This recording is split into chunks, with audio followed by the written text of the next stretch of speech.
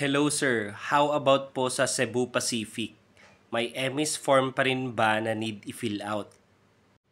Ang ibig sabihin kasi ng EMIS form ay Expectant Mother Information Sheet at ginagamit lang to ng Philippine Airlines. Sa Cebu Pacific naman, ang ginagamit nilang form ay Passenger Handling Form. At ito yung itsura ng form. So meron tayong Passenger Handling Form. Itong form na to is more on general passengers. For expectant mothers, meron kayong fill upan sa part na to.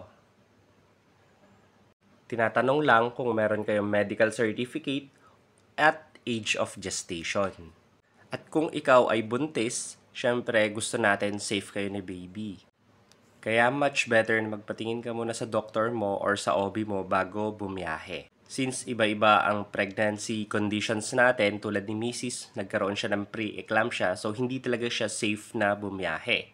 So just to answer your question, yes, kailangan mo ng mag-fill up ng passenger handling form and mag-secure ng medical certificate coming from your doctor.